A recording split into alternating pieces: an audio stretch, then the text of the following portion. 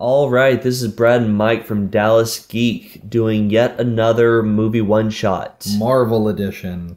And as always, we're going to start with the good, the bad, and our overall impressions.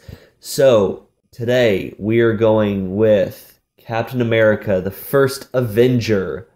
Mike, since you are clearly the bigger fan of the two of us of this movie, I'm going to let you start. What did you think was the good? How could you not love this movie? This movie was... I still think, and I will fight anybody that disagrees with me, that this was the best movie of Phase 1. I don't think there's any question. I think it's better than Iron Man. I think it's better than Thor. I think it kicks the crap out of Iron Man 2. Avengers? I don't count the Avengers movies as part of Phase 1. No, I don't, because I think, if I remember right, Marvel said that the Avengers movies are the event movies, and everything that comes before it will be the phase. Okay. If I remember right. Okay. Like each phase ends with an Avengers movie, and then the standalones are what the phases are supposed to be. I think. Well, okay, so then specifics. Specifically, I loved that they did it as a period piece. I loved that it was campy, that it was cheesy, that it was so like war propaganda-y, because that's how the character was created. I mean, on the cover of the first issue, he's punching Adolf Hitler, for Christ's sake. I mean, what is more war propaganda than a guy wearing the American flag punching Adolf Hitler in the mouth? Come on. And I love that they stayed so true to it. You know, I was actually a little worried because it's unless you go as a full-on, all-out war movie, it's hard to do like a period piece action film, and they were able to pull it off. I was really worried when they announced that Chris Evans was going to be Captain America. Like, so that guy that was a dick in the Fantastic Four movies is going to be Steve Rogers. This might be interesting, but other than Downey Jr., that might be the best casting choice that they've made so far, to be completely honest. I really liked Tommy Lee Jones. He was great. Haley Atwell was awesome as Peggy Carter. I really, really liked the dynamic that he had with the rest of the Howling Commandos, along with Bucky Barnes, of course. And like I said, just the fact that it was so set in the 40s, I think they really brought it to life. Oh, yeah. For me, the good was I loved Chris Evans as this role. Yeah. I thought that he really brought Cap to life. Yeah, from his past roles, not even in superhero movies, but in general. Yeah. It was definitely one of those long shots that everybody was looking at going, really? Chris Evans? I didn't think it was necessarily a long shot, because he did some movies where you're like, oh, the guy can actually kind of act a little bit, like Sunshine. And Sure, but then you also have to look at some of his other movies, like Cellular. And I liked him in Cellular, damn it. Not another teen movie. Yeah. And Can't defend that one. Fantastic Four 2. But it has the Silver Surfer. So that automatically makes it awesome because it has the Silver Surfer. No. Yes. No. Yes. Okay. And so much else that he's done. Yes, I will give him, he has done some great movies. I actually loved him in Push. I actually thought it was a lot better of a movie than people give it credit for. Yeah.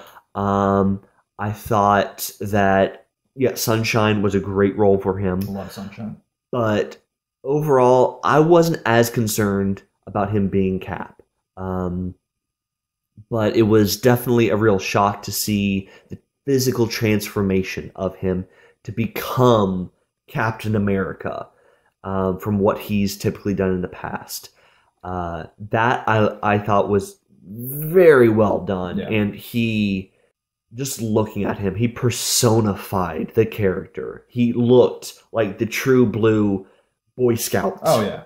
The special effects were great. To Yeah, have him as skinny little frail Steve Rogers for the first, I think, 15 minutes or so, that was pretty awesome. And then Oh, yeah. to see him come out of the rebirth chamber just swole and jacked beyond belief, that was so sweet. Well, even more than that, the winter effects on the train. Yeah. When Bucky Spoiler alert. dies. Quotation. And Well, I mean, spoiler alert, you'll find out more about that when you hear our review of Captain America: The Winter Soldier. But continue. Yes. I mean, just to be able to see that and to see that the scenes not just on the train, but what's going on outside the train didn't look traditional green screen. Right. It looked a lot more realistic. Right. I thought that was so well done. And even the scenes as basic as outside of the window of the Red Skull's headquarters. By the way, Hugo Weaving, amazing choice for the Red Skull. Oh my gosh, yes. And for anybody that saw the old, was it 1980s Captain America, 1990s, to see the Red Skull portrayed in that compared to the Red Skull in this. I'm not going to sleep tonight now because you brought that up. The makeup looked so much more realistic. Better. It looked, whereas the original looked more like it was a mask. He had a nose. A skull had a nose, damn it. How does that work? I'm not even focusing on the nose. I'm just focusing on the fact that his head was bright red. Yeah. It looked like somebody just slipped a latex mask on a guy. It wasn't pretty, folks. And this, I mean, they did such an amazing job with the makeup for Hugo Weaving. Also, Stanley Tucci was fantastic, too. Yes, absolutely. But, I mean, just to be able to see all the characters portrayed, I thought the acting was beyond amazing. Oh, it was good all around.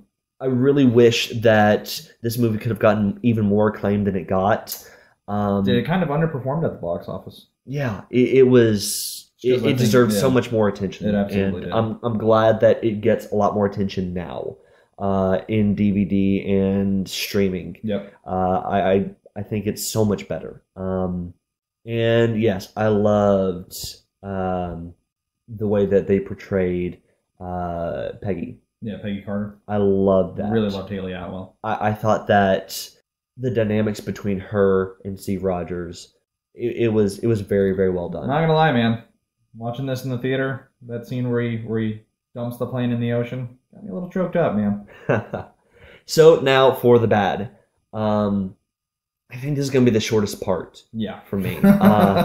There wasn't really much that I didn't like. No, I thought the effects got a little choppy on the first action scene right after Cap comes out of the chamber when he's chasing down the Nazi spy and jumps into the water after the mini submarine. Yeah. I thought that was the one part of the movie where the effects got a little choppy. And I thought that the final confrontation between Captain America and Red Skull was a little bit lackluster. I wish it could have been a little bit more intense between the two of them rather than how it did end up. But aside from that, I loved it. I thought it was a great movie. Yeah. What about you? Nothing. You have nothing bad to say about it? I have nothing bad to say about this movie. Okay. So then overall thoughts, great movie. Absolutely worth seeing and re-seeing again and again. I thought it was awesome. Yeah, same. It was nice to see one of Marvel's flagship characters actually finally get a good movie. I mean, it only took until about 2012.